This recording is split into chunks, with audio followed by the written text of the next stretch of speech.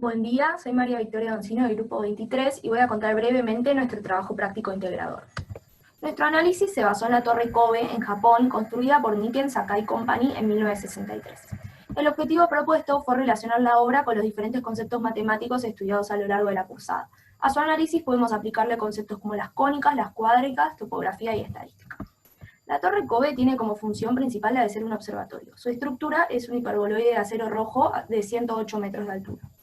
Lo primero que hicimos fue analizar, aplicando conceptos de cónicas y cuádricas, sus dimensiones y su composición estructural mediante el cálculo de superficie y sus respectivas trazas.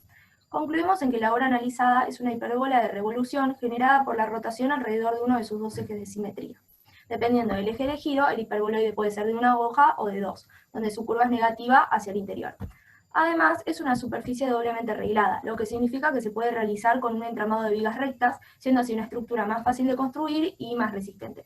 Realizamos diferentes cuentas para determinar, por ejemplo, abajo el cálculo de la superficie y, como se ve a la derecha arriba, analizamos la rotación alrededor del eje Y, formando la figura. Sacando las trazas podemos averiguar los puntos en los cuales la superficie intersecta con los diferentes planos. Pasando a estadística, mediante el uso de gráficos de barras, mostramos datos sobre la cantidad de personas que visitaban la torre por hora durante diferentes días de la semana.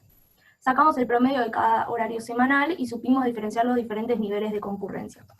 Basándonos en estos datos, averiguamos la moda, la mediana, la media, la varianza y el coeficiente de variación de la concurrencia de visitas a la torre en diferentes horarios. Por último, analizamos mediante topografía el ángulo formado entre la distancia del punto más alto de la torre al restaurante más cercano. Los datos que ya teníamos eran la altura de la torre y la distancia de la torre al restaurante, por lo que nos faltaba la distancia desde el punto más alto de la torre al restaurante. Para eso decidimos utilizar el teorema de Pitágoras. Al obtener el valor de esa distancia, aplicamos el teorema del seno y buscamos el ángulo formado. Lo mismo fue aplicado en el segundo caso, donde decidimos averiguar el ángulo desde el punto más angosto de la torre al restaurante. Muchas gracias.